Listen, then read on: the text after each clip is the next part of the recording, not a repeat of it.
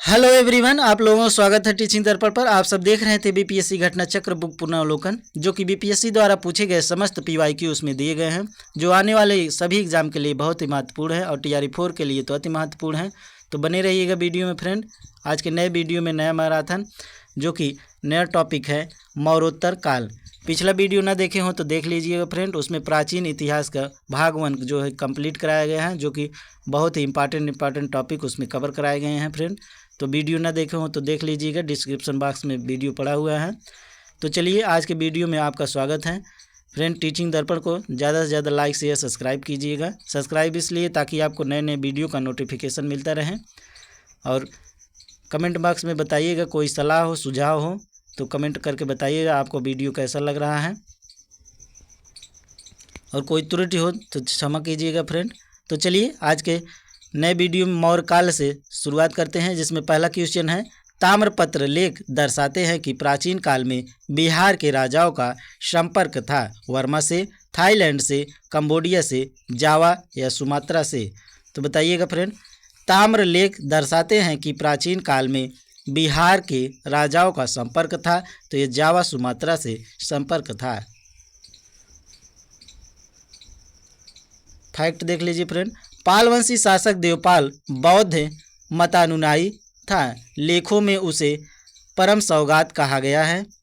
उसने जावा के शैलेंद्र वंशी शासक बालपुत्र देव के अनुरोध पर उसे नालंदा में एक बौद्ध विहार बनवाने के लिए 5 गांव दान में दिए थे। अगला क्वेश्चन है फ्रेंड, स्वर्ण भूमि का वह राजा कौन था जिसने नालंदा में एक बौद्ध विहार की स्थापना की तथा उसके रख रखाव हेतु अपने दूत द्वारा देवपाल से 5 गांव दान में देने के लिए प्रार्थना की? धरीन्द्र, संग्राम, धनंजय, बालपुत्र देव, चूड़ामणि वर्मन। उपयुक्त में से कोई नहीं, उपयुक्त में से एक से अधिक। स्वर्ण भूमि का वह राजा कौन था जिसने नालंदा में एक बौद्ध विहार की स्थापना की तथा उसने रख रखाव के हेतु अपने दूत द्वारा देवपाल से 5 गांव दान में देने के लिए प्रार्थना की? तो वो था बालपुत्र देव।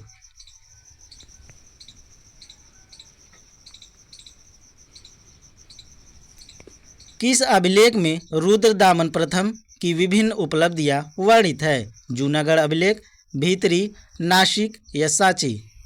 किस अभिलेख में रुद्रदामन प्रथम की विभिन्न उपलब्धियां वर्णित है? तो ये जूनागढ़ अभिलेख है।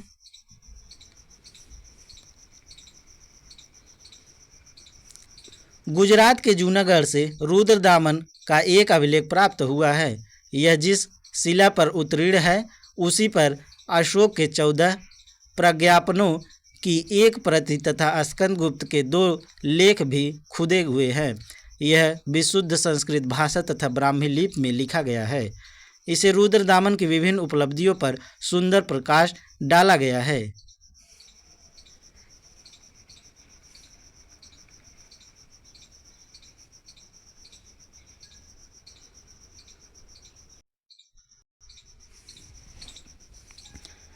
दूसरी शताब्दी के आसपास रचित संस्कृत के शिलालेख के अनुसार सुदर्शन झील एक कृत्रिम जलाशय की मरम्मत किसने कराई थी?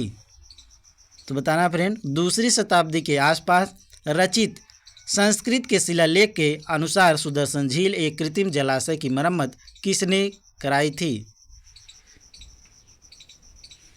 हर्ष ने, कनिष्क ने, रुद्रदामन ने। उपयुक्त में से एक से अधिक या उपयुक्त में से कोई नहीं।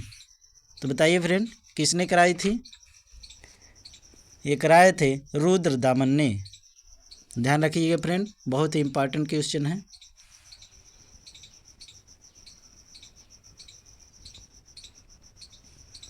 रुद्रदामन प्रथम 130 से 150 ईस्वी का जूनागढ़ अभिलेख द्वारा गुजरात में गिरनार पहाड़ी से प्राप्त हुआ है। ब्राह्मी लिपि में उत्कीर्ण संस्कृत भाषा का यह अभिलेख अब तक प्राप्त संस्कृत अभिलेखों में सर्वाधिक प्राचीन है। इस अभिलेख से सुदर्शन झील के बांध के पुनर्निर्माण की सूचना प्राप्त होती है।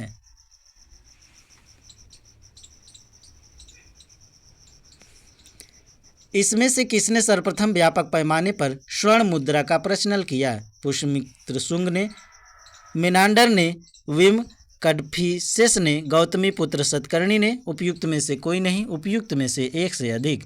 इनमें से किसने सर्वप्रथम व्यापक पैमाने पर स्वर्ण मुद्रा का प्रचलन किया? तो ये किए थे विम कडफिसेस ने।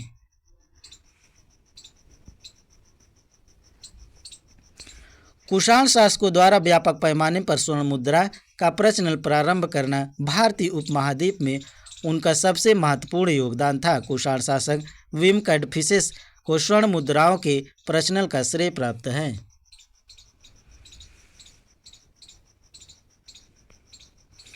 शुंग वंश के बाद किस वंश के ने भारत पर राज्य किया? सातवाहन, कुषाण, कण्वा, कर्ण या गुप्त? शुंग वंश के बाद किस वंश ने भारत पर राज किया? तो ये कण्वा अर्थात कण्व वंश।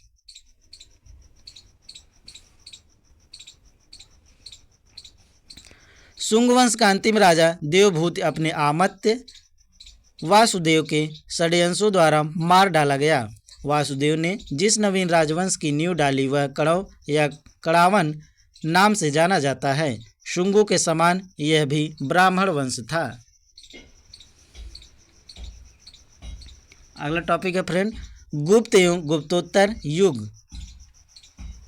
इसमें पहला क्वेश्चन देखिए फ्रेंड, किस गुप्त शासक ने अपने बड़े भाई की हत्या कर सत्ता प्राप्त की? श्रीगुप्त ने, समुद्रगुप्त ने, चंद्रगुप्त ने, द्वितीय ने या स्कंदगुप्त? उपयुक्त में से कोई नहीं, उपयुक्त में से एक से अधिक।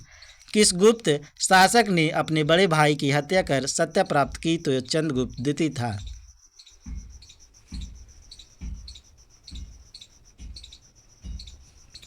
समुद्रगुप्त के पश्चात उसका बेटा रामगुप्त शासक बना था, लेकिन शकों के आक्रमण के समक्ष विरोध न करने के कारण उसके भाई समुद्रगुप्त द्वितीय ने रामगुप्त की हत्या कर उसकी पत्नी ध्रुव देवी से विवाह कर लिया तथा शकों के विरुद्ध विजय प्राप्त की।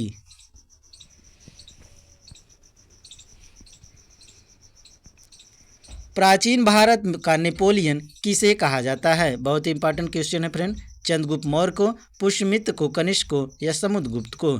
तो आप सबको मालूम है प्राचीन भारत का नेपोलियन समुद्रगुप्त को कहा जाता है। इतिहासकार विंसेंट स्मिथ ने अपनी रचना अर्ली हिस्ट्री ऑफ इंडिया में समुद्रगुप्त की वीरता एवं विजयों पर मुग्ध होकर उसे भारतीय नेपोलियन की संज्ञा दी।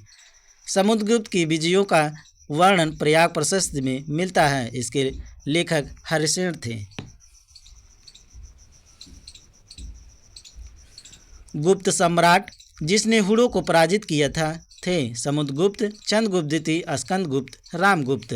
गुप्त सम्राट जिसने हुड़ों को पराजित किया था वो थे स्कंदगुप्त।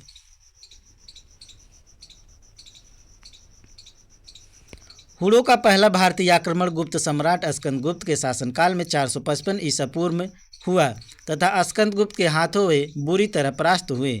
यूएस राय के अनुसार इस हुड़ों आक्रमण का नेता खुशनेवाज था। यह आक्रमण एक धावा मात्र रहा और देश के ऊपर इसका कोई तात्कालिक प्रभाव नहीं पड़ा, किंतु परोक्ष रूप से इसने गुप्त साम्राज्य के पतन की गति को तेज कर दिया। स्कंदगुप्त की मृत्यु के बाद 5वीं शताब्दी के अंत तथा 6ठी शताब्दी के प्रारंभ में उत्तर पश्चिम के कई क्षेत्रों पर हुड़ों ने कब्जा कर लिया था। नालंदा विश्वविद्यालय के संस्थापक कौन थे? बहुत ही इंपॉर्टेंट क्वेश्चन है फ्रेंड। चंद्रगुप्त विक्रमादित्य, कुमारगुप्त, धर्मपाल, पुष्यगुप्त। नालंदा विश्वविद्यालय के संस्थापक कौन थे? तो ये कुमारगुप्त थे।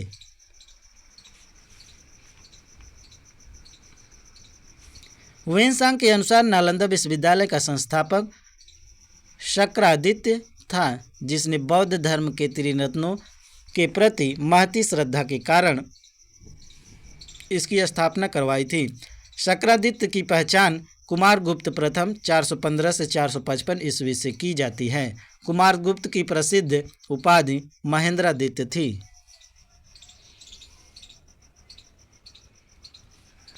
नालंदा विश्वविद्यालय के संस्थापक या स्थापना का युग है मौर्य, कुषाण, गुप्त, पाल। नालंदा विश्वविद्यालय के स्थापना का युग है तो ये गुप्त युग है।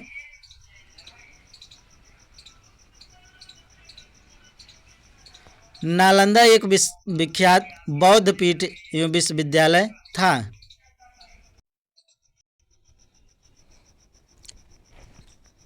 यह दक्षिणी बिहार में राजगीर के निकट स्थित था। इसे ध्वंसावशेष शेष बड़ा गांव ग्राम में दूर तक आज भी बिखेरे पड़े हैं। 5वीं शताब्दी के मध्य गुप्तों के समय में नालंदा विश्वविद्यालय अस्तित्व में आया। सर्वप्रथम कुमारगुप्त प्रथम ने नालंदा बौद्ध विहार को दान दिया।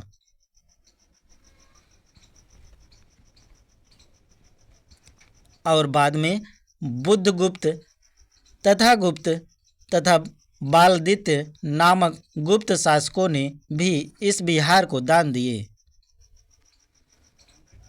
अगला क्वेश्चन फ्रेंड, नालंदा विश्वविद्यालय किस लिए विश्व प्रसिद्ध है? चिकित्सा विज्ञान के लिए, तर्कशास्त्र के लिए, बौद्ध धर्म दर्शन के लिए या रसायन विज्ञान के लिए? नालंदा विश्वविद्यालय किस लिए विश्व प्रसिद्ध था? तो बौद्ध धर्म दर्शन के लिए विश्व प्रसिद्ध था।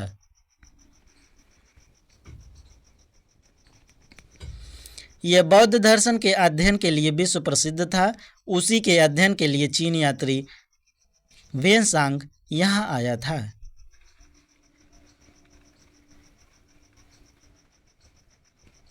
नालंदा महाविहार किसके लिए विख्यात है? नालंदा महाविहार किसके लिए विख्यात है?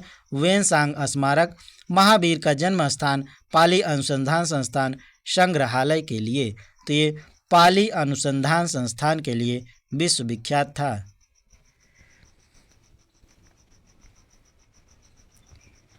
नालंदा महाविहार बौद्ध अध्ययन का आधुनिक केंद्र है। 20 नवंबर 1951 को इसकी आधारशिला रखी गई थी। इस केंद्र में बौद्ध एवं पाली अनुसंधान संस्थाएं हैं। यहाँ बड़ी संख्या में श्रीलंका, जापान, कोरिया, तिब्बत, भूटान आदि देशों से पाली एवं बौद्ध अध्ययन पर अनुसंधान हेतु विद्यार्थी आते हैं। नालंदा विश्वविद्यालय के विनाश का कारण था। Very very important question friend. मुसलमान, कुषाण, सिंथियस और मुगल। नालंदा विश्वविद्यालय के विनाश का कारण था तो मुसलमान।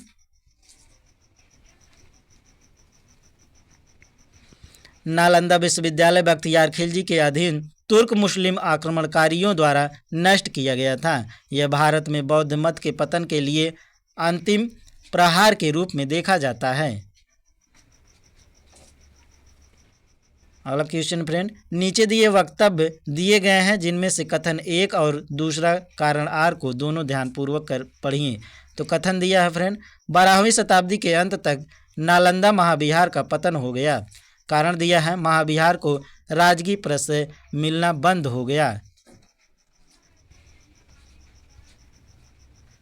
तो इसमें कूट में आंसर बताना है, सही आंसर बताना है फ्रेंड। दोनों ए और आर सही हैं और आर ए की सही व्याख्या करता है। दोनों ए और आर सही है परंतु आर ए की सही व्याख्या नहीं करता है।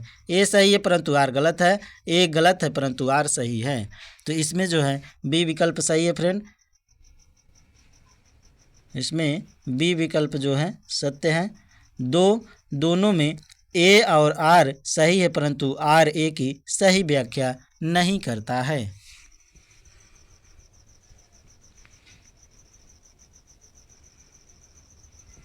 नालंदा में एक विख्यात बौद्ध पीठ एवं विश्वविद्यालय था। यह दक्षिणी बिहार में राजगीर, वर्तमान में राजगृह के निकट स्थित था। 5वीं सदी के मध्य गुप्तों के समय में नालंदा स्थित विश्वविद्यालय अस्तित्व में आया। 12वीं सदी के अंत तक मुस्लिम आक्रमण के फलस्वरूप इस महाविहार का पतन हो गया। बंगाल के पाल शासकों द्वारा विक्रमशिला विश्वविद्यालय को संरक्षण देने के फलस्वरूप नालंदा का महत्व घटने लगा। निम्नलिखित कथनों पर विचार कीजिए। पहला कथन है, फायान एक चीनी तीर्थयात्री था जो हर्ष के शासनकाल के दौरान भारत आया था। ये गलत है फ्रेंड। वेनसांग एक चीनी बौद्ध भिक्षु थे जिन्होंने चंद्रगुप्त द्वितीय के शासनकाल के दौरान भारत का दौरा किया था। तो इसका विकल्प इसमें दिया है और पहले वाला का विकल्प दूसरा सही है फ्रेंड। तो इसमें पूछा है कौन सा कथन सही है, तो सही बताना है फ्रेंड इसमें से। तो इसमें डी विकल्प जो है सही हो जाएगा। उपयुक्त में से कोई सही नहीं है।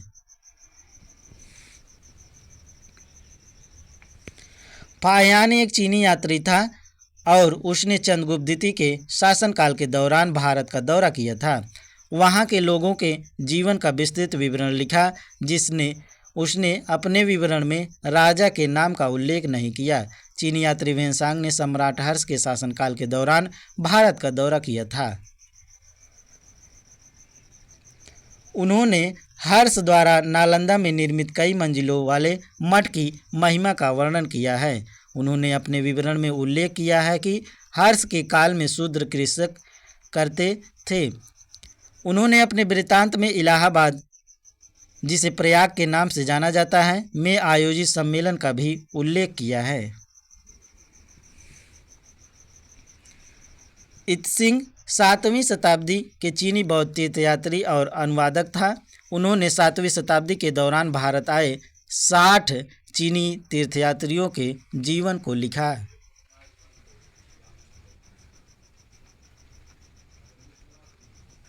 प्रसिद्ध चीनी यात्री फाहियान ने किसके शासनकाल में भारत की यात्रा की थी? चंद्रगुप्त प्रथम, चंद्रगुप्त द्वितीय, रामगुप्त, श्रीगुप्त। उपयुक्त में से कोई नहीं। उपयुक्त में से एक से अधिक। प्रसिद्ध चीनी यात्री फाहियान ने किसके शासनकाल में भारत की यात्रा किया था? तो ये चंद्रगुप्त द्वितीय था। फ्रेंड, अब तक वीडियो को लाइक शेयर सब्सक्राइब न किए हों तो कर दीजिएगा टीचिंग दर्पण को। कोई नया ग्रुप हो आपका तो उसमें सेंड कर दीजिएगा। तो चलिए अगला क्वेश्चन देखते हैं। चीनी यात्री शुंग युंग ने भारत की यात्रा की थी 515 ईस्वी से 520 ईस्वी, 525 ईस्वी से 529 ईस्वी, 545 ईस्वी से 552 ईस्वी, 592 ईस्वी से 597 ईस्वी। उपयुक्त में से कोई नहीं। उपयुक्त में से एक से अधिक। तो इसमें ई विकल्प सही है फ्रेंड। फैक्ट देख लीजिएगा।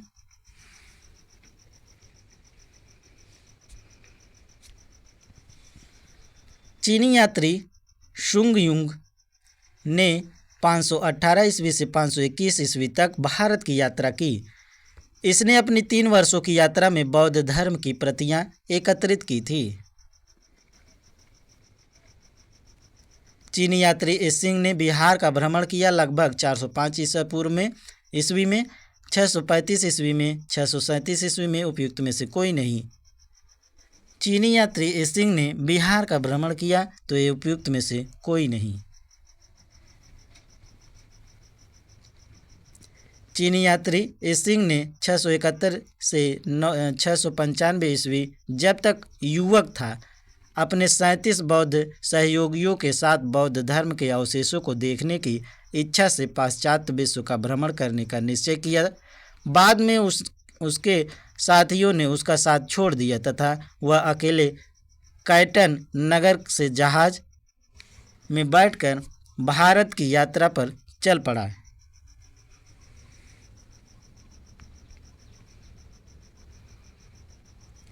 वह दक्षिण के समुद्री मार्ग से होकर भारत आया और सुमात्रा होते हुए चीन वापस लौट गया।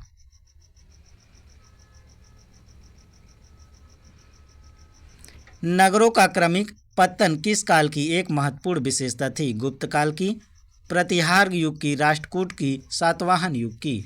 तो बताइए फ्रेंड, नहरों का क्रमिक पतन किस काल की एक महत्वपूर्ण विशेषता थी? तो गुप्त काल की विशेषता थी। गुप्त काल में नगर क्रमिक पतन की ओर अग्रसर हुए। संपूर्ण गंगा घाटी में जो शहर प्रत्येक अत्यंत समृद्ध अवस्था में थे, उनमें से अधिकांश को गुप्त युग में या तो त्याग कर दिया गया या वहाँ के आवासन में पर्याप्त विघटन हुआ। पाटलिपुत्र जैसा महत्वपूर्ण नगर वेनसांग के आवागमन तक गांव बन गया। मथुरा जैसा महत्वपूर्ण नगर कुम्हार, सोनपुर, सोहगर, गौरा और उत्तर प्रदेश में गंगा घाटी के अनेक महत्वपूर्ण केंद्र हास के ही प्रमाण प्रस्तुत करते हैं।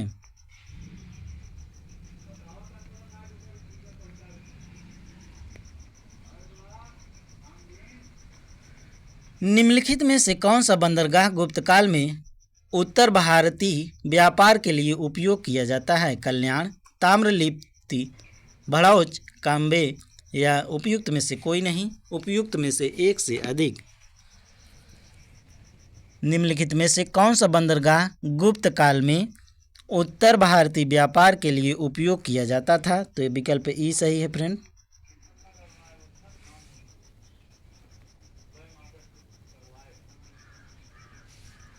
गुप्त काल में बंगाल में ताम्रलिप्ति एक प्रमुख बंदरगाह था, जहां से उत्तर भारत के साथ दक्षिण पूर्व एशिया, चीन, लंका, जावा, सुमात्रा आदि देशों के साथ व्यापार होता था। पश्चिमी भारत का प्रमुख बंदरगाह भृगुकच्छ भड़ौच था, जहां से पश्चिमी देशों के साथ समुद्री व्यापार होता था। इसके अलावा कल्याण तथा कैम्बे से भी उत्तर भारतीय व्यापार होता था। इनमें से कौन गुप्त काल में औषध के क्षेत्र में अपने कार्य के लिए जाने जाते हैं? सुश्रुत, सौमिल्य, शूद्रक, शौनक। उपयुक्त में से कोई नहीं, उपयुक्त में से एक से अधिक। तो इसमें विकल्प ई सही है फ्रेंड।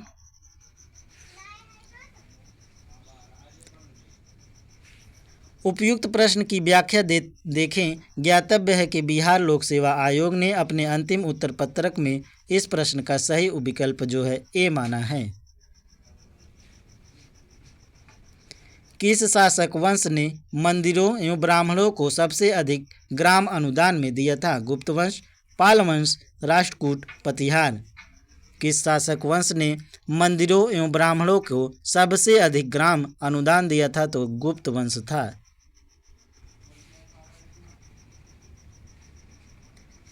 गुप्त वंश के शासकों ने मंदिरों एवं ब्राह्मणों को सबसे अधिक ग्राम अनुदान में दिए थे। गुप्त लेखों में जिन भूमि दानों का उल्लेख किया गया है, उससे यह स्पष्ट है कि भूमि दान के साथ साथ गांव की भूमि से उत्पन्न होने वाली आय भी ग्रहीता को सौंप दी जाती थी। गुप्त युग में भूमि राजस्व की दर क्या थी? उपज का चौथा भाग, उपज का छठा भाग, उपज का आठवां भाग या उपज का आधा भाग? तो बताइए फ्रेंड, गुप्त युग में भूमि राजस्व की दर क्या थी? तो ये थी उपज का छठा भाग।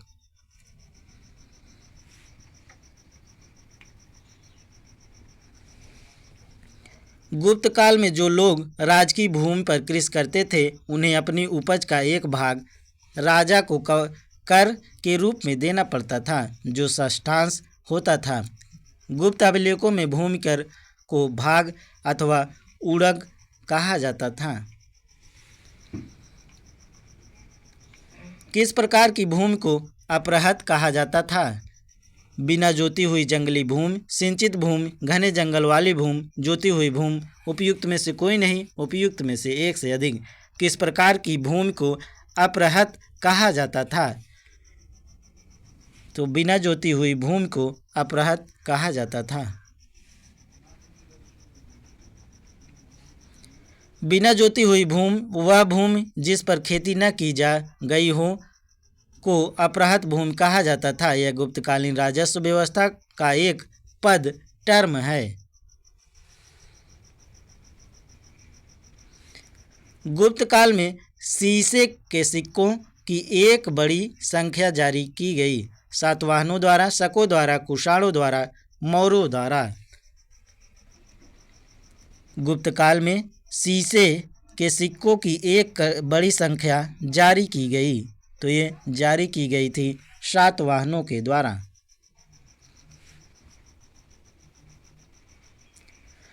पूर्व गुप्त काल में शीशे के सिक्कों की एक बड़ी संख्या सातवाहन शासकों के द्वारा जारी की गई थी। धातव्य है कि सातवाहन राजवंश की स्थापना सिमुक ने की थी।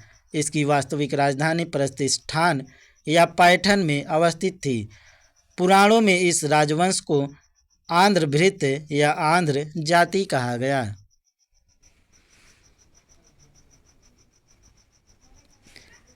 इनमें से किसने सर्वप्रथम व्यापक पैमाने पर स्वर्ण मुद्रा का प्रचलन किया?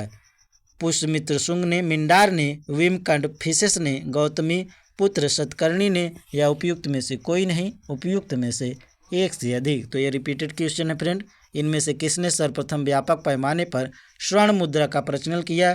तो विम कड़फिसेस ने किया था। फ्रेंड, अब तक वीडियो को लाइक शेयर सब्सक्राइब न किए हों तो कर दीजिएगा टीचिंग दर्पण को, ताकि आपको नए नए वीडियो का नोटिफिकेशन मिलता रहे। और इसका पीडीएफ प्राप्त करने के लिए टेलीग्राम टीचिंग दर्पण को ज्वाइन कर लीजिएगा, उसमें पीडीएफ पड़ जाएगी, आप लोग डाउनलोड कर लीजिएगा। तो चलिए इसका फैक्ट की बात करते हैं।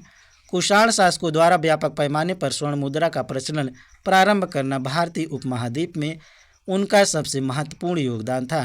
कुषाण शासक विम कड़फिसेस को स्वर्ण मुद्राओं का व्यापक पैमाने पर प्रचलन का आश्रय प्राप्त है।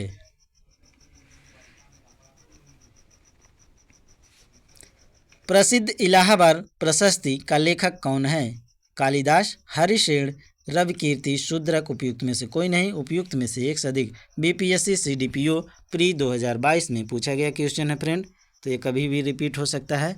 प्रसिद्ध इलाहाबाद प्रशस्ति का लेखक कौन था? तो हरिशेन था।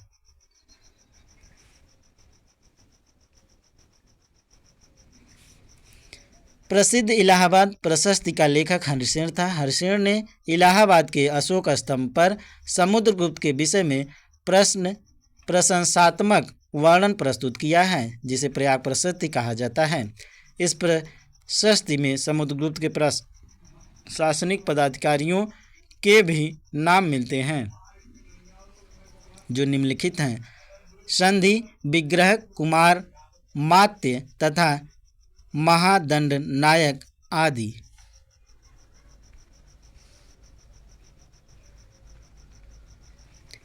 कला की गंधार शैली निम्न समय में फली फूली: कुषाणों के समय में, गुप्तों के समय में, अकबर के समय में, मौर्यों के समय में। कला की गंधार शैली निम्न संकाय में फली फूली, तो ये कुषाणों के समय में फली फूली। निम्नलिखित में से किस वंश के शासकों को पुराणों में श्री परवर्ती कहा गया है? वाकाटक के, इक्ष्वाकु को, शक को या खारवेल को। ये यूपीपीसीएस प्री 2020 में पूछा गया क्वेश्चन है फ्रेंड। निम्नलिखित में से किस वंश के शासकों को पुराणों में श्री परवर्ती कहा गया है? तो इक्ष्वाकु को कहा गया है। राम इसी वंश से संबंधित थे फ्रेंड, इक्ष्वाकु वंश, इसको ध्यान रखिएगा। इक्ष्वाकु वंश के शासकों को पुराणों में श्री पर्वती, श्री पर्वत का शासक तथा आंध्रभृंत, आंध्रों का नौकर कहा गया है। पहले वे सातवाहनों के सामंत थे, किंतु उनके पतन के बाद उन्होंने अपनी स्वतंत्रता घोषित कर दी। इस वंश का संस्थापक श्री शांतमूल था।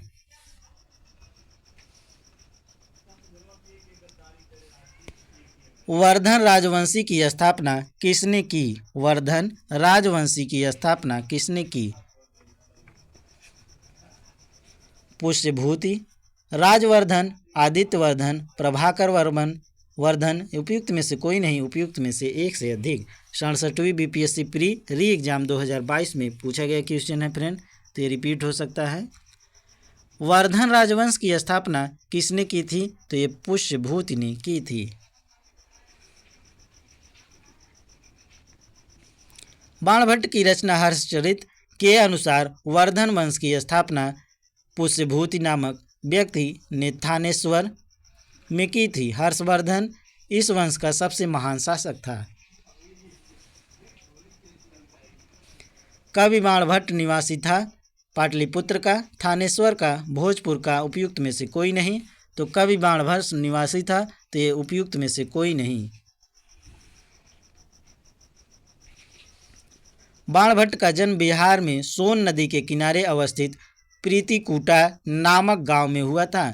इसके पिता का नाम चित्रभानु तथा माता का नाम राजदेई था। हर्षवर्धन के शासनकाल में किसी चीनी यात्री ने भारत की यात्रा की थी? Fahien, Hiuen Tsang, Itsing, Taranath. Harshavardhana के शासनकाल में किस चीनी यात्री ने भारत की यात्रा की थी? तो ये था ह्वेनसांग। हर्षवर्धन के समय सर्वप्रथम घटना चीनी यात्री ह्वेनसांग के भारत आगमन की है। उसकी उत्कट अभिलाषा महात्मा बुद्ध के चरण चिन्हों द्वारा पवित्र किए गए स्थानों को देखने एवं पवित्र बौद्ध ग्रंथों का अध्ययन करने की थी, जो उन दिनों भारत में सुलभ थे। इस उद्देश्य की पूर्ति हेतु उसने तांग शासकों की राजधानी चंगम से भारतवर्ष के लिए 629 ईस्वी में प्रस्थान किया। अपनी भारत यात्रा के ऊपर उसने एक ग्रंथ लिखा जिसे सी यूकी कहा जाता है। बहुत इंपॉर्टेंट फ्रेंड, इसको ध्यान रखिएगा, सी यूकी।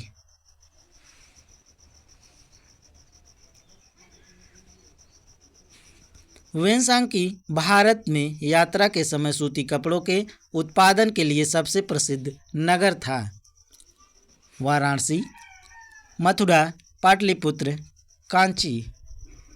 ह्वेनसांग की भारत में यात्रा के समय सूती कपड़ों के उत्पादन के लिए सबसे प्रसिद्ध नगर था, तो ये था मथुरा।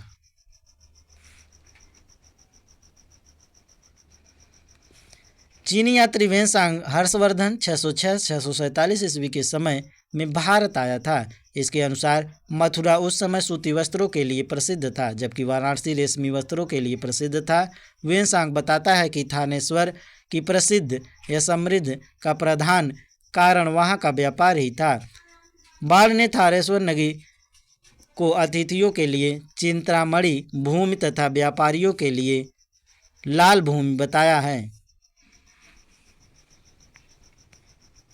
यहाँ के निवासी अधिकांशतः व्यापारी थे जो विभिन्न वस्तुओं का व्यापार करते थे। उज्जैनी तथा कंबोज भी इस काल में आर्थिक दृष्टि से अत्यंत समृद्ध था। फ्रेंड, अब तक वीडियो को लाइक शेयर सब्सक्राइब न किए हों तो कर दीजिएगा टीचिंग दर्पण को, और इसका टेलीग्राम ज्वाइन कर लीजिएगा टीचिंग दर्पण, जिसमें PDF पड़ जाएगी, आप लोग डाउनलोड कर लीजिएगा। कोई सलाह हो सुझाव हो, वीडियो कैसे लग रहा है तो कमेंट बॉक्स में बताइएगा फ्रेंड आप लोग। तो चलिए अगला क्वेश्चन देखते हैं।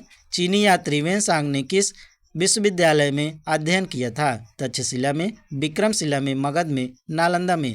UPSC प्री 1995, 46वें BPSC प्री 2003 में पूछा गया क्वेश्चन है, कभी भी रिपीट हो सकता है फ्रेंड। चीनी यात्री ह्वेनसांग ने किस विश्वविद्यालय में अध्ययन किया था? तो ये किया था नालंदा विश्वविद्यालय में।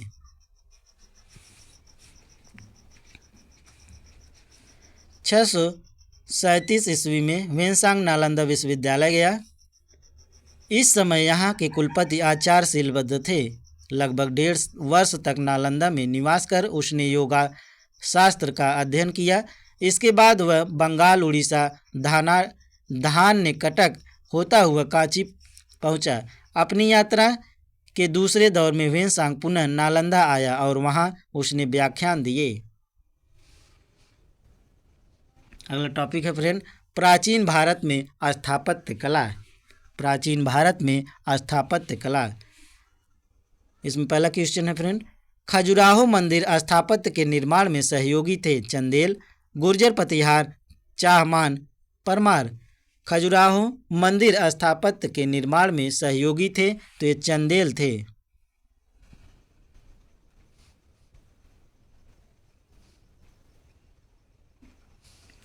मध्य प्रदेश के छतरपुर जिले में स्थित खजुराहो में चंदेल राजाओं द्वारा निर्मित मंदिर आज भी चंदेल स्थापत्य के उत्कृष्टता का बखान कर रहे हैं। इन मंदिरों का निर्माण मुख्यतः 10वीं-12वीं शताब्दी के मध्य 950 से 1050 ईस्वी चंदेलों का मुख्य काल, लेकिन परवर्ती काल में भी निर्माण हुए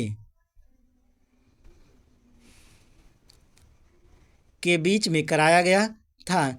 यहाँ के मंदिरों में कंदरिया महादेव मंदिर सर्वप्रमुख है।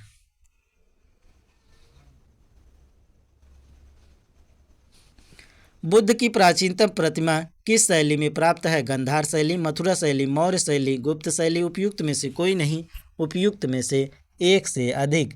बुद्ध की प्राचीनतम प्रतिमा किस शैली में प्राप्त है? तो इसमें ई विकल्प है फ्रेंड।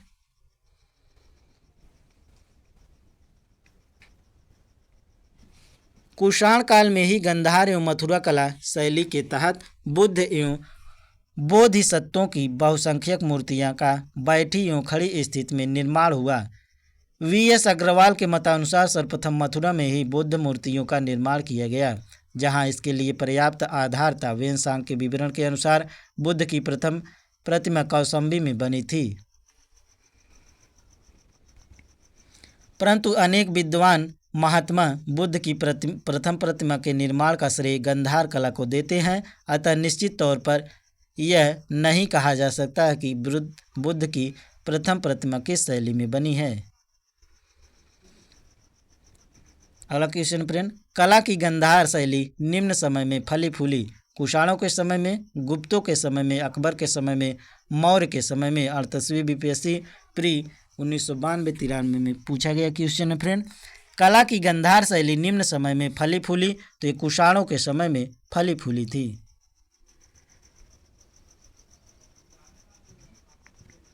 झांसी के पास देवगढ़ का मंदिर और इलाहाबाद के पास गढ़वा मंदिर में बनी मूर्तियाँ किस कला के महत्वपूर्ण अवशेष हैं? मौर्य कला, गुप्त कला, राष्ट्रकूट कला। उपयुक्त में से एक से अधिक, उपयुक्त में से एक से कोई नहीं।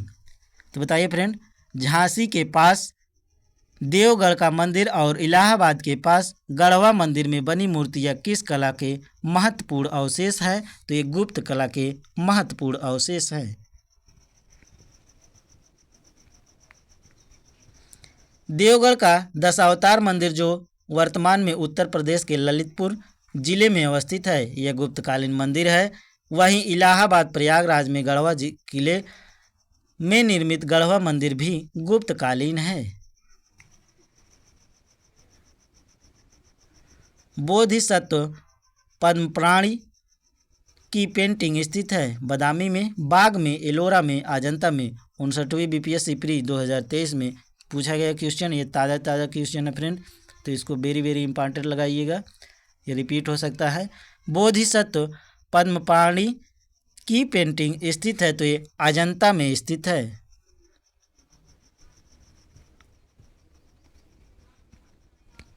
बोधिसत्व पद्मपाणि की पेंटिंग अजंता में स्थित है। धातव्य है कि यह असाधारण भित्ति चित्र प्रारंभिक मध्ययुगीन भारत का है, जो अजंता के चट्टानों को काटकर बनाए गए बौद्ध मठ के आंतरिक भाग में संरक्षित है। यह राजसी और दैवीय स्थितियों दोनों के संकेत के रूप में पहने जाने वाले विस्तृत मुकुटों का सबसे पहला दृश्य प्रमाण प्रदान करता है। निम्नलिखित अभिलेखों में किसमें विधवा दहन का उदाहरण उल्लिखित है? समुद्रगुप्त का एरण पाषाण अभिलेख में, बुद्ध गुप्त का एरण स्तंभ अभिलेख में, भानुगुप्त का एरण स्तंभ में अभिलेख में, या तोरमाड़ का एरण बराह अभिलेख में। उपयुक्त में से कोई नहीं, उपयुक्त में से एक से अधिक। तो इसमें जो है भानुगुप्त का एरण स्तंभ अभिलेख से उल्लिखित है।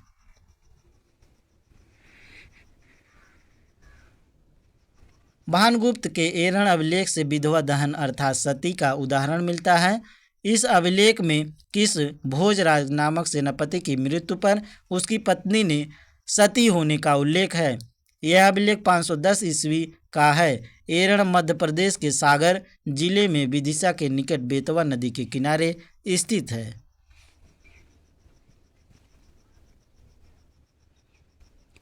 खजुराहो मंदिर स्थापत्य के निर्माण में सहयोगी थे चंदेल के गुर्जर, पतिहार, चाहमान, परमार। तो ये रिपीटेड क्वेश्चन है फ्रेंड, तो ये संबंधित है चंदेल से। खजुराहो के मंदिर चंदेल राजाओं के समय 950 से 1050 ईस्वी के बीच बनाए गए हैं। यहाँ के मंदिरों में कंदेरिया महादेव का मंदिर सर्वोत्तम है। खजुराहो मध्य प्रदेश के छतरपुर जिले में स्थित है।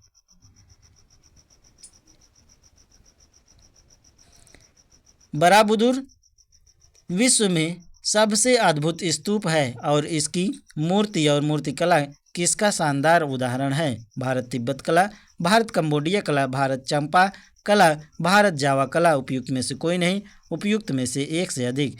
बीपीएससी सीडीपीओ प्री 2022 में पूछा गया क्वेश्चन है फ्रेंड, कभी भी रिपीट हो सकता है। बराबुदुर विश्व में सबसे अद्भुत स्तूप है और इसकी मूर्ति और मूर्तिकला किसका शानदार उदाहरण है? तो ये उदाहरण है फ्रेंड भारत जावा कला किया।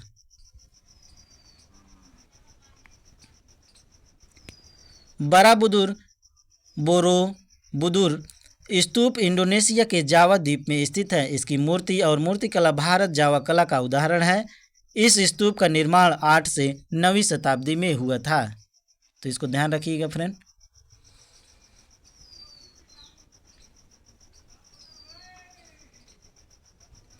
चीनी स्रोत के अनुसार श्रीलंका के शासक मेघवर्धन ने गया में बौद्ध मंदिरों बनाने की अनुमति के लिए निम्नलिखित में से किस गुप्त राजा के पास एक मिशनरी भेजा था? चंद्रगुप्त द्वितीय, चंद्रगुप्त प्रथम, समुद्रगुप्त, इनमें से कोई नहीं।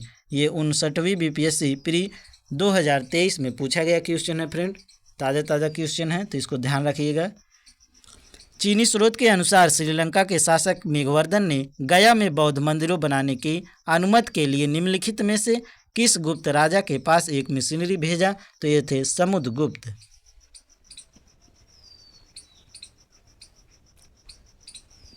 मेघवर्मन ने गया में एक बौद्ध मंदिर बनाने की अनुमति के लिए समुद्रगुप्त के पास एक मिशनरी भेजा। समुद्रगुप्त ने सीलोन के बौद्ध राजा मेघवर्मन को बोध गया में एक मठ बनाने की अनुमति दी।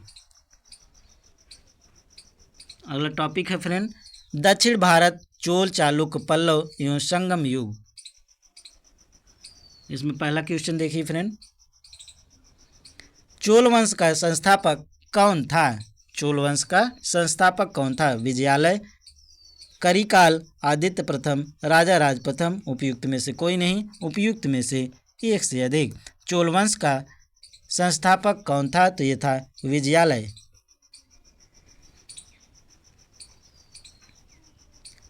चोल साम्राज्य की स्थापना विजयालय ने किया था, जो प्रारंभ में पल्लव का एक सामंती सरदार था। उसने 850 ईस्वी में तंजौर को अपने अधिकार में कर लिया। तंजौर के शिव या शैव मंदिर, राजराजेश्वर या बृहदेश्वर मंदिर का निर्माण राजराजा प्रथम के काल में हुआ था।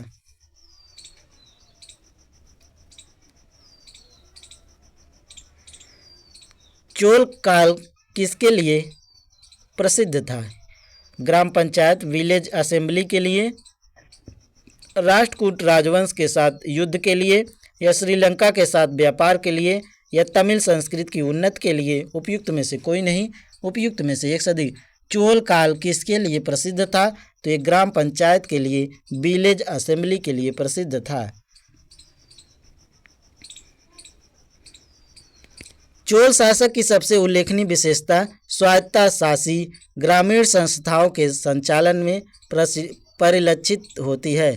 ग्राम पंचायत चोल काल में प्रसिद्ध था। उत्तर मेरू से प्राप्त अभिलेख से ग्राम सभा के कार्यों आदि का विस्तृत वर्णन प्राप्त होता है।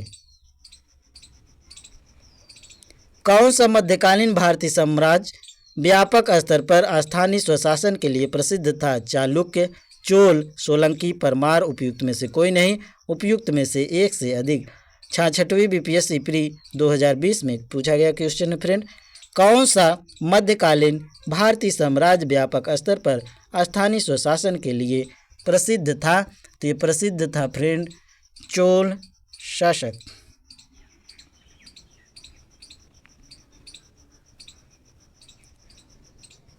कैलाश मंदिर किस वंश ने और किस राज्य में बनाया है? चोल वंश आंध्र प्रदेश, चोल तमिलनाडु में, पल्लव वंश तमिलनाडु में, या पल्लव वंश आंध्र प्रदेश में बनाया है। कैलाश मंदिर किस वंश ने और किस राज्य में बनवाया है? तो ये बनवाया है फ्रेंड पल्लव वंश ने। कहाँ पर? तमिलनाडु में बनवाया है। बीपीएससी असिस्टेंट 2019 में पूछा गया क्वेश्चन है फ्रेंड, तो इसको ध्यान रखिएगा। कैलाशनाथ मंदिर कांचीपुरम तमिलनाडु में स्थित है। इस मंदिर का निर्माण पल्लव वंश के शासकों द्वारा करवाया गया है। निम्नलिखित में से कौन सा मंदिर कांचीपुरम में स्थित है? श्री वेंकटेश्वर स्वामी वारी मंदिर, श्री पद्मनाभ स्वामी मंदिर, अरुलमिगु रामनाथ स्वामी मंदिर, एकाम्बरेश्वरार मंदिर। ये बीपीएससी सीडीपीओ 2009 में पूछा गया क्वेश्चन है फ्रेंड। तो बताइए निम्नलिखित में से कौन सा मंदिर कांचीपुरम में स्थित है। तो ये स्थित है फ्रेंड एकाम्बरेश्वरार मंदिर। एकाम्बरेश्वरार मंदिर कांचीपुरम में स्थित है। यह मंदिर देवाधिदेव महादेव को समर्पित है। इस मंदिर का निर्माण पल्लवों द्वारा कराया गया था। उल्लेखनीय है कि यह मंदिर हजारों साल पुराना है, जिसकी वर्तमान संरचना का पुनर्निर्माण 600 ईस्वी में पल्लवों द्वारा किया गया था।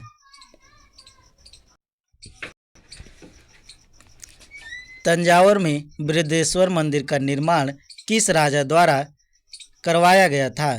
तंजावुर में बृहदेश्वर मंदिर का निर्माण किस राजा द्वारा करवाया गया था। राजराजा प्रथम, राजेंद्र प्रथम, राजेंद्र द्वितीय, कुलोत्तुंग प्रथम। ते करवाया गया था फ्रेंड राजराजा प्रथम के द्वारा करवाया गया था।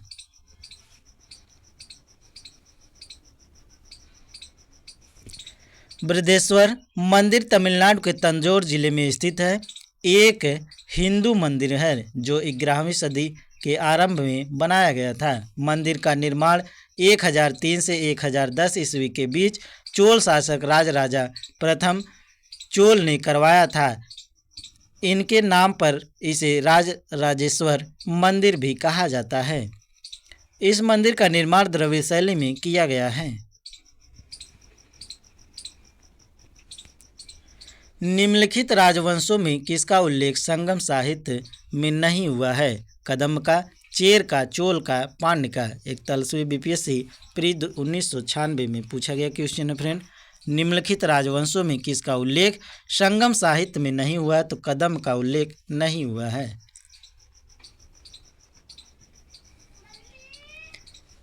संगम साहित्य में केवल चोल, चेर एवं पांड्य राजाओं के उद्भव का विकास का विवरण प्राप्त होता है। इन राज्यों के विविध राजाओं के शासनकाल का स्पष्ट निर्धारण संभव न होने पर भी संगम साहित्य से कृष्णा नदी के दक्षिण में सुदूर प्रायद्वीप तक राजनीतिक गतिविधियों पर पर्याप्त प्रकाश पड़ता है।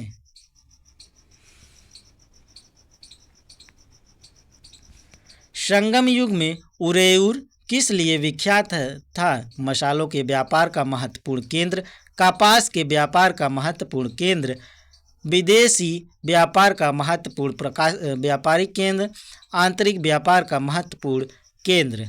तो बताइएगा फ्रेंड संगम युग में उरेयूर किस लिए विख्यात था। तो विख्यात था फ्रेंड कपास के व्यापार में महत्वपूर्ण केंद्र के लिए विख्यात था।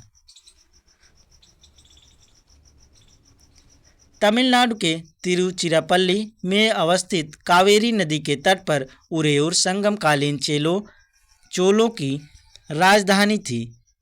यह कारी एवं वाराणाम नमो से भी प्रसिद्ध था। संगम युग में उरेयूर कपास तथा सूती वस्त्रों का बहुत बड़ा केंद्र था।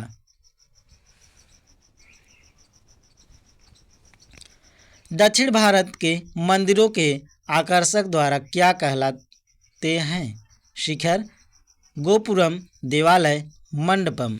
दक्षिण भारत के मंदिरों के आकर्षक द्वार क्या कहलाते हैं। तो ये कहलाते हैं गोपुरम।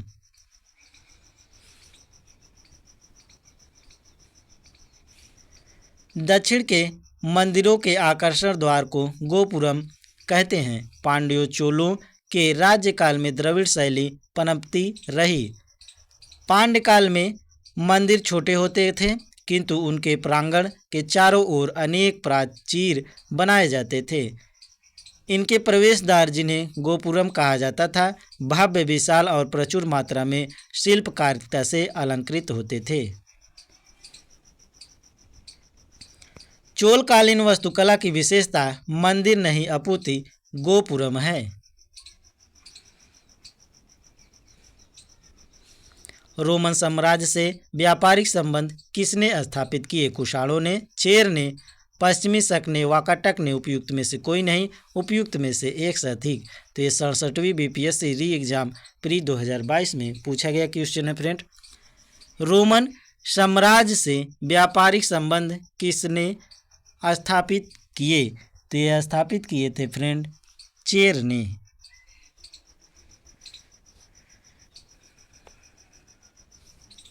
रोमन साम्राज्य के साथ भारत के व्यापार का आरंभ संगम काल में चेर राज्य के साथ आरंभ हुआ था।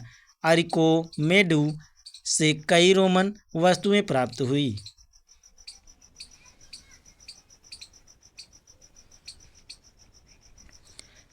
फारसी यात्री अब्दुल रज्जाक भारत में किस राजा के शासनकाल में आया था? फारसी यात्री अब्दुल रज्जाक भारत में किस राजा के शासनकाल में आया था? देवराय प्रथम, कृष्णदेवराय प्रथम, देवराय द्वितीय, कृष्णराय द्वितीय। उपयुक्त में से कोई नहीं, उपयुक्त में से एक से अधिक। फारसी यात्री अब्दुल रज्जाक भारत में किस राजा के शासनकाल में आया था? तो देवराय द्वितीय के शासनकाल में आया था। फारसी राजदूत अब्दुल रज्जाक संगम वंश के सबसे प्रतापी शासक देवराय द्वितीय कार्यकाल 1422 से 46 ईस्वी के शासनकाल में विजयनगर आया था। उसने अपने यात्रा वृत्तांत मतला उस सादाइन व मजम उल बहरीन में देवराय द्वितीय के शासनकाल का वर्णन किया है। अगला टॉपिक है फ्रेंड प्राचीन साहित्य एवं साहित्यकार। फ्रेंड अब तक वीडियो को लाइक शेयर सब्सक्राइब न किए हों तो कर दीजिएगा टीचिंग दर्पण को सब्सक्राइब, इसलिए ताकि आपको नए नए वीडियो का नोटिफिकेशन मिलता रहे। और कोई सलाह हो सुझाव हो तो वो भी कमेंट बॉक्स में बताइएगा फ्रेंड, आपका वीडियो कैसा लग रहा है। और इसका PDF प्राप्त करने के लिए टेलीग्राम चैनल टीचिंग दर्पण को ज्वाइन कर लीजिएगा, उसमें PDF पड़ जाएगी, आप लोग डाउनलोड कर लीजिएगा ताकि आपको कोई दिक्कत ना हो। तो चलिए फ्रेंड इसमें पहला क्वेश्चन देखते हैं। निम्न में से किस भारतीय दर्शन ने परमाणु सिद्धांत का प्रतिपादन किया? योग ने, न्याय ने, सांख्य या वैशेषिक? उपयुक्त में से कोई नहीं, उपयुक्त में से एक से अधिक। निम्न में से किस भारतीय दर्शन ने परमाणु सिद्धांत का प्रतिपादन किया? तो ये थे वैशेषिक।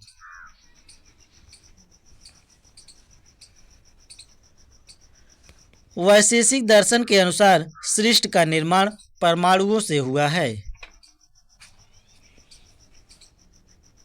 महर्षि कणाद इस दर्शन के प्रवर्तक थे। महर्षि कणाद इस दर्शन के प्रवर्तक थे।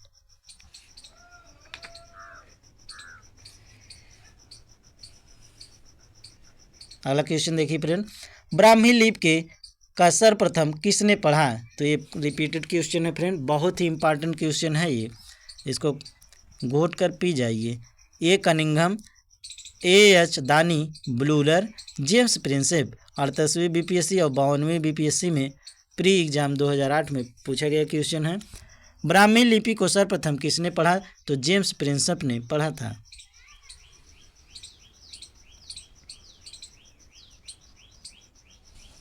सर्वप्रथम 1837 ईस्वी में जेम्स प्रिंसेप नामक अंग्रेज विद्वान ने अशोक के लेखों ब्राह्मी लिपि का उद्वाचन किया, किंतु उन्होंने लेखों के देवानाम्पी की पहचान सिंघल के राजा तिस्स से कर डाली।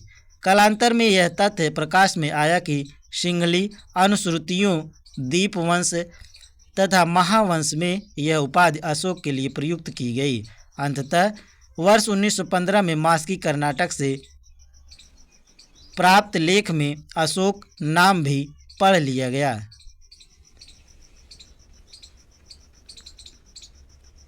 ब्राह्मी लिपि को सर्वप्रथम किसने पढ़ा? ए कनिंघम, AH दानी, ब्लूलर, जेम्स प्रिंसेप। देखिए फिर रिपीट हुआ क्वेश्चन, तो ये जेम्स प्रिंसेप ने पढ़ा था।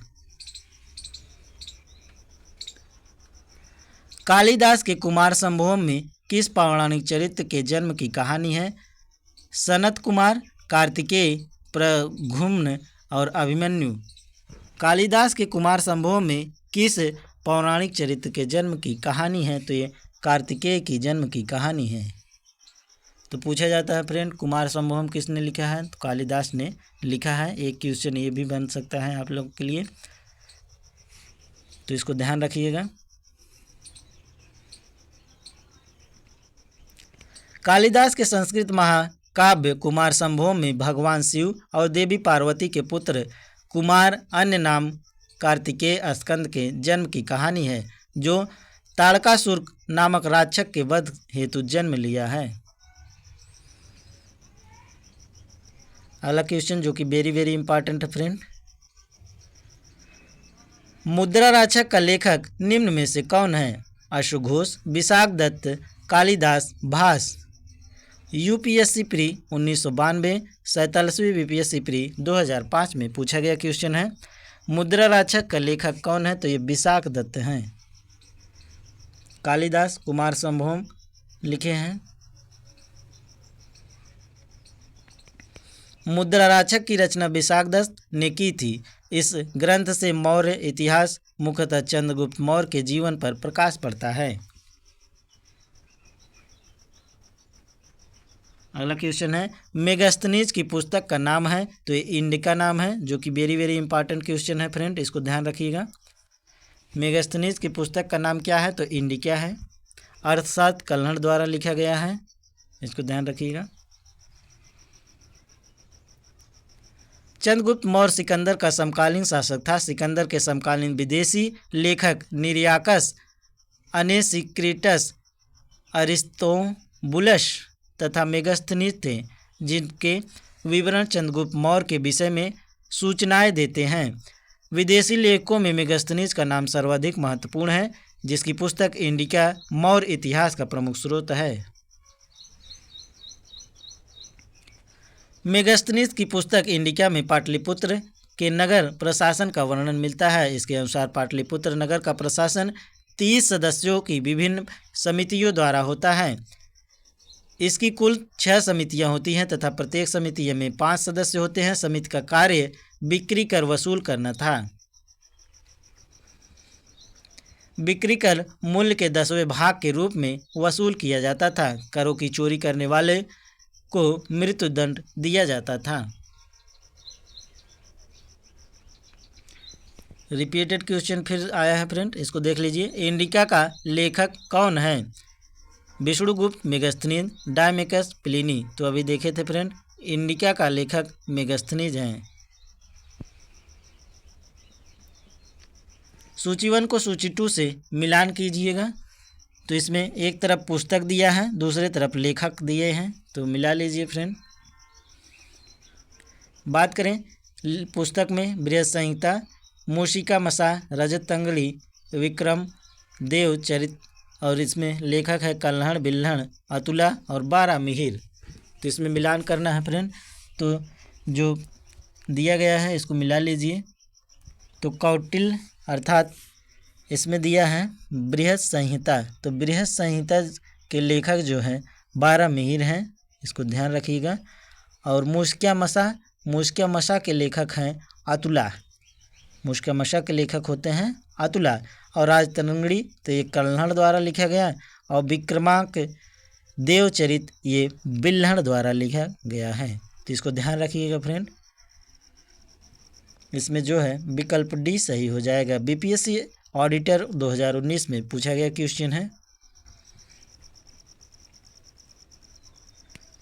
बृहद संहिता 12 मिहिर द्वारा लिखा गया है, मूषिका मसा अतुला द्वारा, राजतरंगिणी कल्हड़ द्वारा, और विक्रम देव चरिता ये बिल्हड़ द्वारा लिखा गया है। अगला फिर है फ्रेंड, सूची 1 को सूची 2 से मिलान करना है। इसमें लेखक दिया गया है एक तरफ पुस्तकें दी गई हैं। तो लेखक और पुस्तकें, तो कौटिल्य, पाणिनि, कामंदक और कालिदास। तो कालिदास का भी देखे थे तो किससे संबंधित है? कुमार संभवम से। और पाणिनि जो संबंधित है तो ये अष्टाध्यायी से संबंधित है। कौटिल्य जो है अर्थशास्त्र से। एक बच रहे हैं कामंदक, जिनको मतलब ध्यान नहीं होगा तो इसको मिला लीजिए। कामंदक जो है ये नीति सार से संबंधित है। तो इसमें देख लीजिएगा विकल्प, तो विकल्प क्या हो जाएगा सही?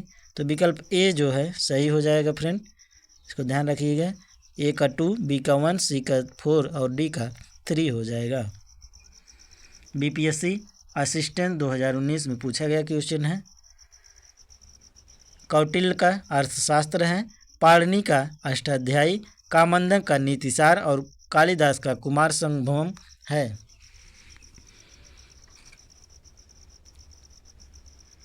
कल्हड़ की पुस्तक का नाम है, तो अभी देखे थे फ्रेंड, क्या है, राजतरंगिणी है। अर्थशास्त्र कौटिल्य का है, इनका मेगस्थनीज का है।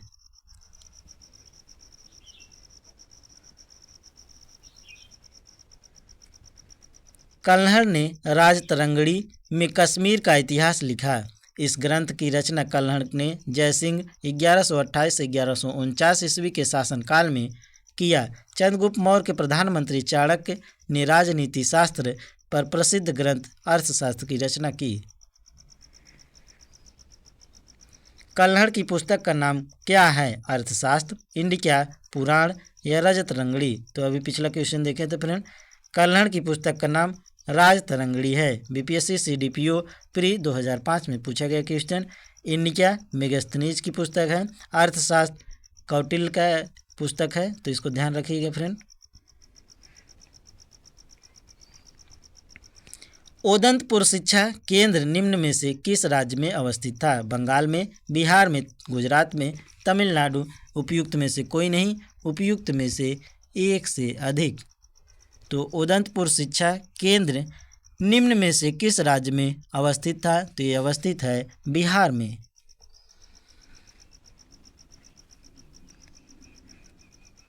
उदंतपुर, जिसे उदनापुर भी कहा जाता है, प्राचीन काल में एक प्रमुख शिक्षा का केंद्र था।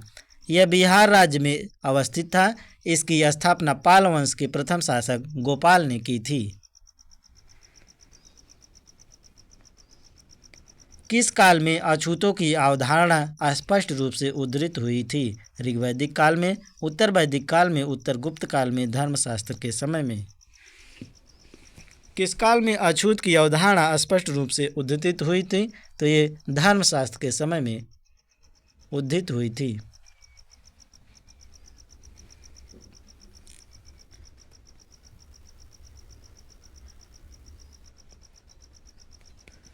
धर्मशास्त्रों के समय में 4 ब्राह्मण, क्षत्रिय, वैश्य एवं शूद्र के अतिरिक्त समाज में अन्य अनेक जातियों यथा अंबष्ट, उग्र, निषाद, मगध और वैदेहक, रथकार आदि का आविर्भाव अनुलोम एवं प्रतिलोम विवाहों के फलस्वरूप हो गया। पाणिनि ने 2 प्रकार के शूद्र का उल्लेख किया, निर्वसित एवं अनिर्वसित। इनमें पहले प्रकार के शूद्र ही अस्पृश्य माने जाते थे।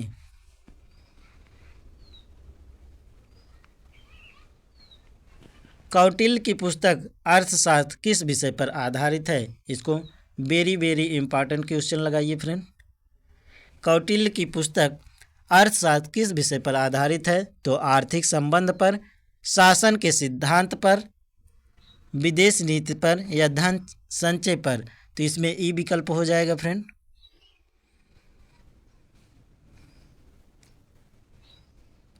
कौटिल्य, जिसे चाणक्य कहते हैं, द्वारा मौर्य काल में रचित अर्थशास्त्र शासन के सिद्धांतों और अभ्यास की पुस्तक है।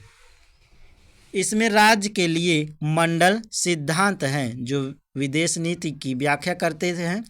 इसके अलावा इसमें सप्तांग सिद्धांत, राजा, आमत्य, जनपद, दुर्ग, कोष, दंड एवं मित्र की सर्वप्रथम व्याख्या मिलती हैं। अर्थशास्त्र में तत्कालीन प्रशासन एवं कृषि, शिल्प एवं व्यापार व्यवस्था की भी विस्तृत जानकारी प्राप्त होती है।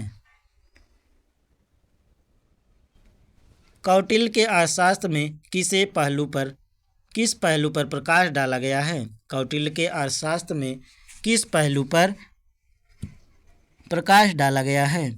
आर्थिक जीवन पर, राजनीतिक नीतियाँ, धार्मिक जीवन या सामाजिक जीवन। तो ये राजनीतिक नीतियाँ पर प्रकाश डाला गया है।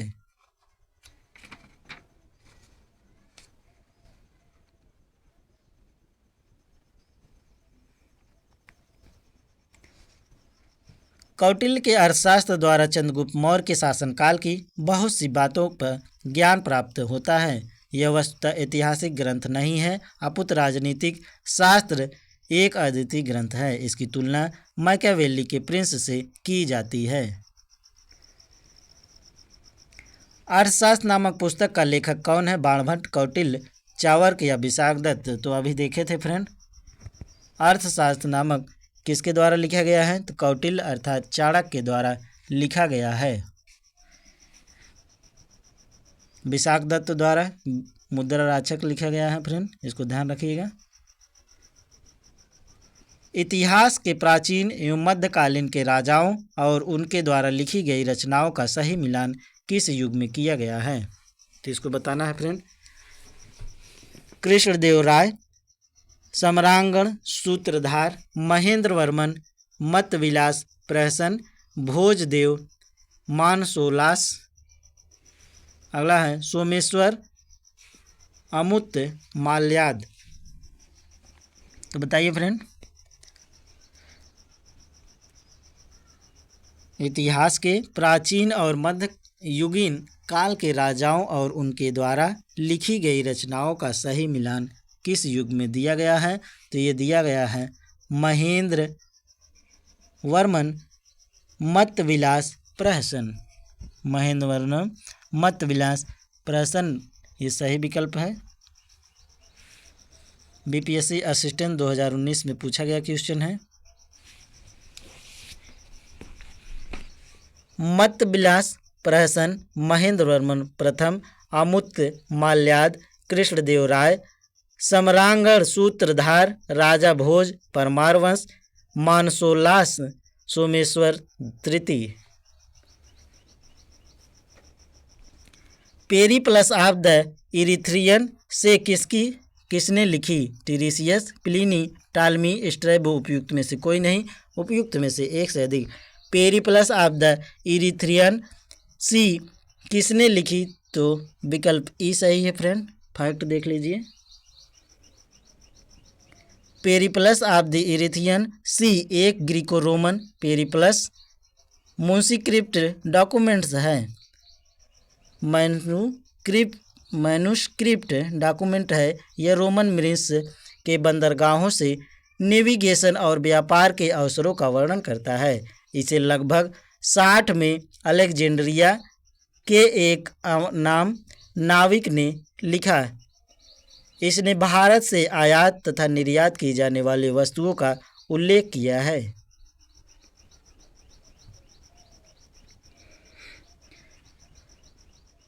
इनमें से किसने पहली बार यह व्याख्या की थी कि पृथ्वी अपनी धुरी पर घूमने के कारण प्रतिदिन सूर्योदय एवं सूर्यास्त होता है?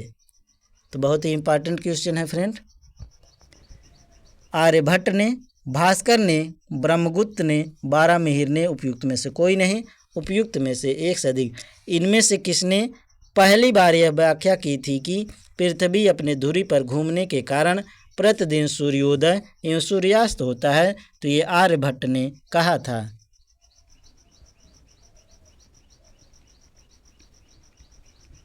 आर्यभट्ट प्रथम व्यक्ति थे जिन्होंने यह व्याख्या की थी कि पृथ्वी अपने धुरी पर घूमने के कारण ही प्रतिदिन सूर्योदय एवं सूर्यास्त होता है।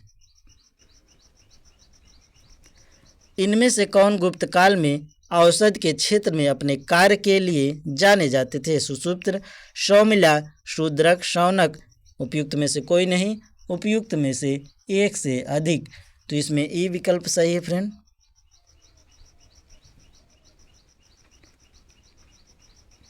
सुषुप्त को शैल क्रिया का जनक कहा जाता है। यह काशी के रहने वाले थे। इनका काल लगभग 600 ईसा पूर्व माना जाता है। शौनक ऋग्वेद कालीन ऋषि थे। शूद्रक गुप्त कालीन नाटककार साहित्यकार थे। सौमिला गुप्त कालीन नाटककार हैं जिसे कालिदास ने भास एवं कविपुत्र के साथ याद किया जाता है। इस प्रकार गुप्त काल में औसत के क्षेत्र में उपयुक्त में से किसी ने कार्य नहीं किया था। यद्यपि बिहार लोक सेवा आयोग ने अपने प्रारंभिक उत्तर पत्रक में इसका सही उत्तर विकल्प ए माना है, चूँकि गुप्त काल का प्रारंभ 275 AD श्री गुप्त से प्रारंभ होता है। तो ध्यान रखिएगा फ्रेंड फैक्ट को। जो सुसूत्र के मान्य काल प्राय 600 BC से 1500 BC से करीब 1000 वर्ष बाद है। इसलिए सुषुप्त को गुप्त काल के समकालीन मानना औचित्यपूर्ण नहीं है। कवि बाण निवासी था पाटलिपुत्र का, थानेश्वर का, भोजपुर का उपयुक्त में से कोई नहीं। कवि बाण निवासी था तो ये पाटलिपुत्र का निवासी था। बाणभट्ट हर्षवर्धन के दरबारी कवि थे। ये पाटलिपुत्र क्षेत्र के निवासी थे। हर्षचरित, कादंबरी, चंडी शतक इनकी प्रमुख रचनाएं हैं।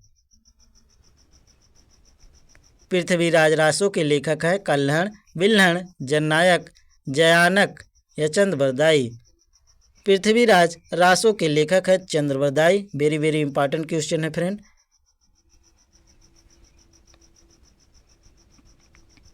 चौहान वंशी शासक पृथ्वीराज तृतीय, राय पिथौरा के दरबारी कवि चंद्रबरदाई ने पृथ्वीराज रासो की रचना की है।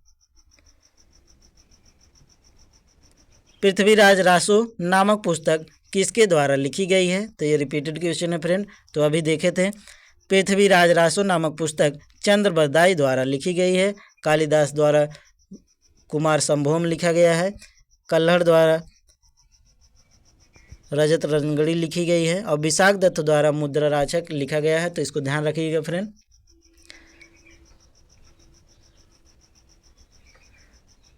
स्वप्नवास व दत्ता के लेखक आथर हैं कालिदास, भास, भवभूति, राजशेखर। तो ये भी इंपॉर्टेंट क्वेश्चन है फ्रेंड। इसको लिखे हैं भास। महाकवि भास के नाम से 13 नाटक उपलब्ध हुए हैं, जिसे वर्ष 1909 में श्री टी गणपति शास्त्री ने ट्रावनकोर राज्य से प्राप्त किया था। इन नाटकों के नाम हैं प्रतिज्ञाह्योंग धरायण, दूसरा है स्वप्नवास व दत्ता, उरुभंग दूतवाक्य, पांचवा है पंचरात्र, छठा है बालचरित, सातवां है दूध घटोकच्छ, आठवां है कड़भाग, नौवां है मध्य व्यायोग, 10वां है प्रतिभा नाटक, 11वां है अभिषेक नाटक और 12वां है अविमारक एवं 13वां है चारुदत्त। तो इसको ध्यान रखिएगा फ्रेंड।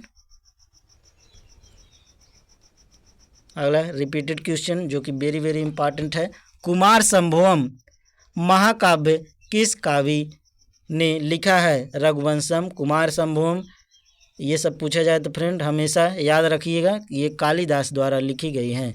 चंद्रबरदाई द्वारा पृथ्वीराज रासो लिखा गया है और बाणभट्ट द्वारा बताइएगा कमेंट बॉक्स में क्या लिखे थे बाणभट्ट। हर्षचरित जो है बाणभट्ट द्वारा लिखी गई है। कुमार संभवम महाकाव्य की रचना महाकवि कालिदास ने की थी। इसमें 17 सर्ग हैं, जिनमें प्रकृति चित्रण तथा कार्तिकेय के जन्म कथा का वर्णित है। अगला क्वेश्चन देखिए। किरातार्जुनीयम पुस्तक किसने लिखा था? भट्टी, शूद्रक, कालिदास या भारवी? तो बताइए फ्रेंड किरातार्जुनीयम पुस्तक किसने लिखा था? तो ये लिखे थे भारवी ने।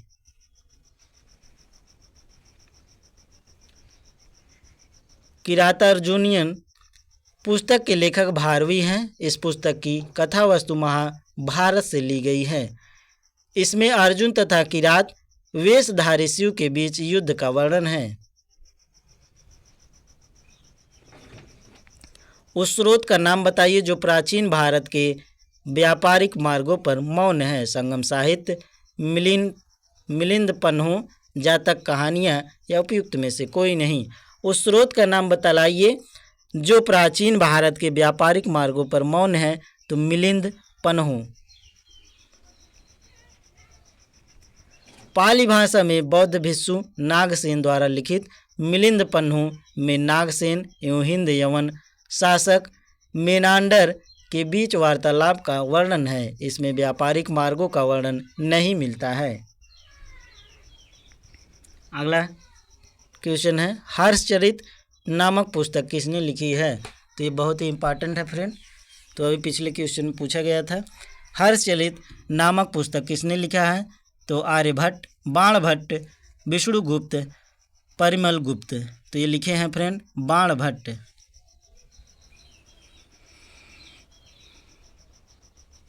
हर्षचरित ग्रंथ की रचना सुप्रसिद्ध लेखक बाणभट्ट ने की थी। यह वर्धन वंश के इतिहास का प्रमुख स्रोत है। यह एक आख्यायिका है जिसमें लेखक अपने समकालीन शासक तथा उसके पूर्वज के जीवन वृत्तांत का वर्णन प्रस्तुत करता है।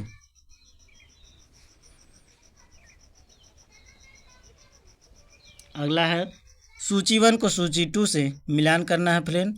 तो मिला लीजिए इसको। इसमें दिया है सूची 1 में चरक, ब्रह्मगुप्त, बारामिहिर, विशाखदत्त और गणित, चिकित्सा, नाटककार और ज्योतिष दिया गया है। तो बताइएगा फ्रेंड इसको।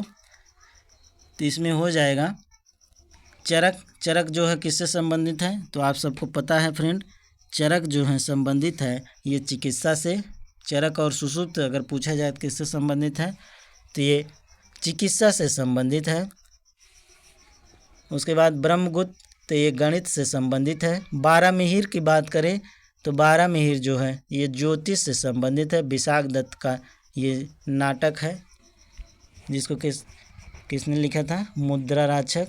विशाखदत्त द्वारा लिखी गई नाटक है मुद्रा राक्षक। तो इसको ध्यान रखिएगा फ्रेंड, मिला लीजिएगा इसको। तो इसमें हो जाएगा कूट में विकल्प देख लीजिए। तो इसमें कूट में विकल्प हो जाएगा बी विकल्प 2, 1, 4, 3। 59वीं बीपीएससी प्री 2023 में पूछा गया क्वेश्चन है जो कि बहुत ही इम्पार्टेंट है फ्रेंड एग्जाम के दृष्टिकोण से। तो इसको ध्यान रखिएगा।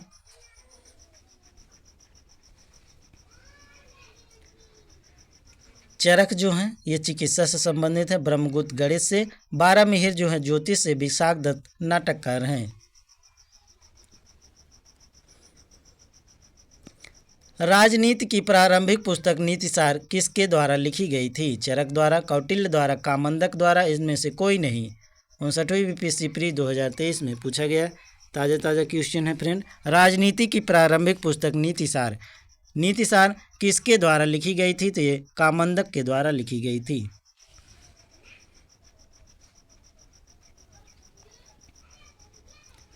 कामंदक द्वारा रचित नीतिसार 192 छंदों, 1192 छंदों अर्थात श्लोकों का एक महत्वपूर्ण संग्रह है जो 34 खंडों प्रकरणों के 20 अध्यायों या सर्गों में समूहीकृत है। इसमें अधिकतम की पारंपरिक शाखाएं हैं। राज्य के इसके घटक और संरक्षण, अंतर्राज्यीय संबंधों का मंडल सिद्धांत, विभिन्न प्रकार की नीतियाँ, युद्ध और शांति, कूटनीति और बुद्धिमत्ता, सैन्य संगठन और किन दोषों से बचना चाहिए। परिशिष्ट तुलना के लिए कौटिल्य के अर्थशास्त्र और कामंदक के नीतिसार की सामग्री को सूचीबद्ध करता है। तो इसको ध्यान रखिएगा फ्रेंड। अगला टॉपिक है पूर्व मध्यकाल, जिसमें पहला क्वेश्चन है कर्नाट वंश का संस्थापक कौन है? ज्ञानदेव, नरसिंहदेव, विजयदेव या हरिदेव। उपयुक्त में से कोई नहीं, उपयुक्त में से एक से अधिक। तो बताइएगा फ्रेंड कर्नाट वंश का संस्थापक कौन था? तो ये था नान्यदेव।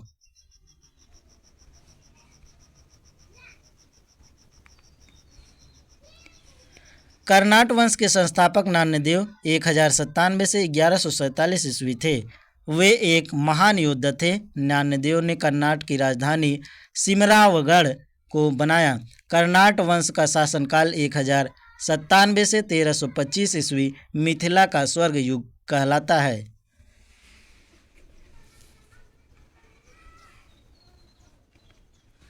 कर्नाट वंश का अंतिम शासक कौन था? हरि सिंह, राम सिंह, मिति सिंह, श्याम सिंह। उपयुक्त में से कोई नहीं, उपयुक्त में से एक से अधिक। कर्नाट वंश का अंतिम शासक कौन था? तो यह हरि सिंह था।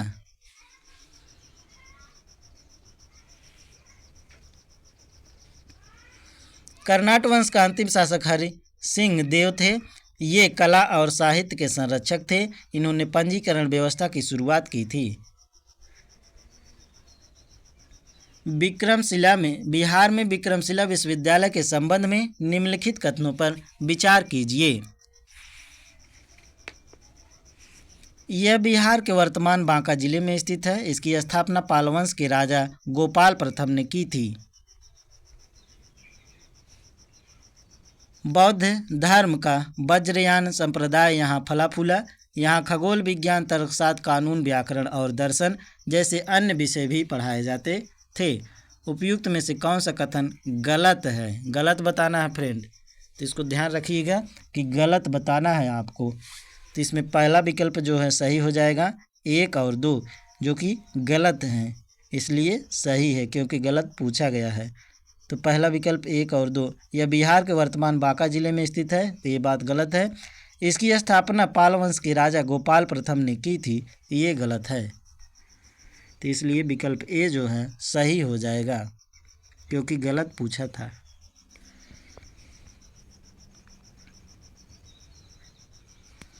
विक्रमशिला विश्वविद्यालय महाबिहार की स्थापना पाल शासक धर्मपाल ने की थी। यह बिहार के वर्तमान भागलपुर जिले में अवस्थित था।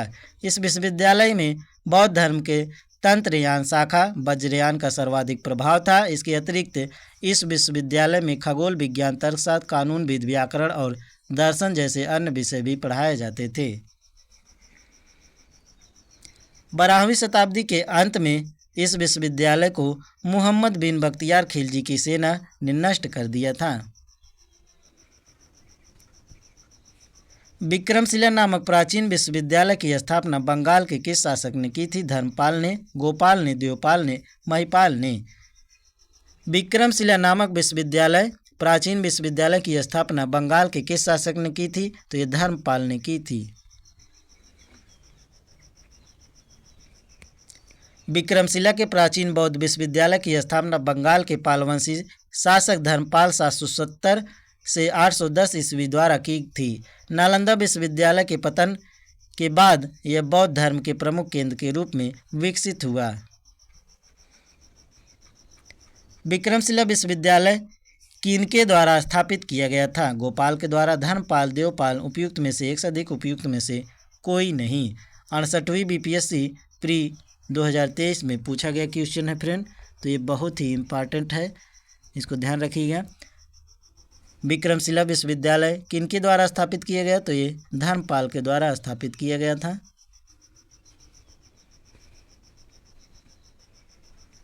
विक्रमशिला शिक्षा केंद्र के संस्थापक का नाम है, तो ये धर्मपाल है। अभी रिपीटेड क्वेश्चन है फ्रेंड। नालंदा विश्वविद्यालय के विनाश के कारण हैं मुसलमान, कुषाण, सिंथियस या मुगल। तो ये भी रिपीटेड क्वेश्चन है फ्रेंड। इसके विनाश का कारण मुसलमान हैं। नालंदा विश्वविद्यालय बख्तियार खिलजी के अधीन तुर्क मुस्लिम आक्रमणकारियों द्वारा नष्ट किया गया था। यह भारत में बौद्ध मत के पतन के लिए अंतिम प्रहार के रूप में देखा जाता था।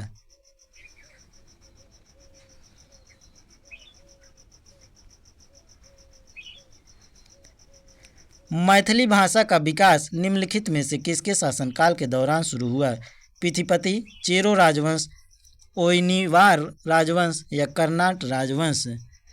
तो बताइए फ्रेंड, मैथिली भाषा का विकास निम्नलिखित में से किसके शासनकाल के द्वारा हुआ था? तो ये कर्नाट राजवंश के द्वारा हुआ था।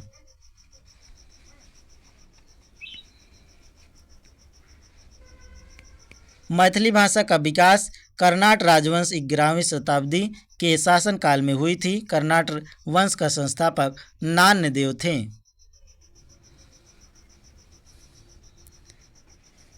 ताम्रपत्र लेख दर्शाते हैं कि प्राचीन काल में बिहार के राजाओं का संपर्क था वर्मा से, थाईलैंड से, कंबोडिया से या जावा सुमात्रा से। तो ये जावा सुमात्रा से संबंधित था।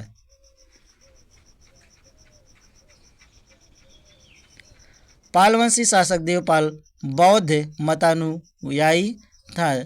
उसने जावा के शैलेंद्र वंशी शासक बाल पुत्र देव के अनुरोध पर उसे नालंदा में एक बौद्ध विहार बनवाने के लिए 5 गांव दान में दिए थे।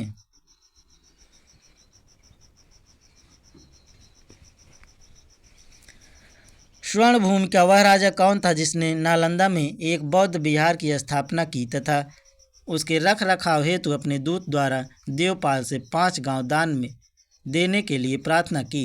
तो ये रिपीटेड क्वेश्चन है फ्रेंड।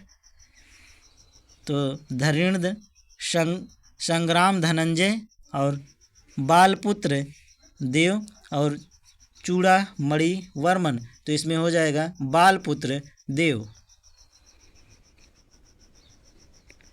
स्वर्णभूमि के शासक बालपुत्र देव ने नालंदा में एक बौद्ध विहार की स्थापना की तथा उसके रख रखाव हेतु अपने दूत द्वारा देवपाल से 5 गांव देने के लिए प्रार्थना की। पृथ्वीराज रासो के लेखक हैं? तो ये भी रिपीटेड क्वेश्चन है फ्रेंड। ये हो जाएंगे चंद बरदाई। चौहान वंशी शासक पृथ्वीराज तृतीय राय पिथौरा के दरबारी कवि चंद्र बरदाई ने पृथ्वीराज रासो की रचना की। इसमें चौहानों को अग्निकुट से उत्पन्न बताया गया है। ओदंतपुर शिक्षा केंद्र निम्न में से किस राज्य में अवस्थित था? बंगाल में, बिहार में, गुजरात में या तमिलनाडु में? उपयुक्त में से कोई नहीं, उपयुक्त में से एक से अधिक। ओदंतपुर शिक्षा केंद्र निम्न में से किस राज्य में अवस्थित था? तो ये अवस्थित है बिहार में। रिपीटेड क्वेश्चन है फ्रेंड।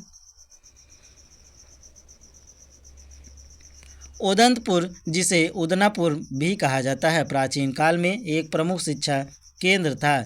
यह बिहार राज्य में अवस्थित था। इसकी स्थापना पाल वंश के शासक गोपाल ने की थी। कश्मीर का अकबर नाम से प्रसिद्ध सुल्तान था? तो बताइए फ्रेंड। कश्मीर का अकबर नाम से प्रसिद्ध सुल्तान था? सुल्तान शमसुद्दीन शाह, सुल्तान कुमरुद्दीन, सुल्तान सिकंदर, सुल्तान जैनुल अबिदीन या उपयुक्त में से कोई नहीं, उपयुक्त में से एक से अधिक। कश्मीर का अकबर नाम से प्रसिद्ध था सुल्तान जैनुल अबिदीन। तो ध्यान रखिएगा फ्रेंड।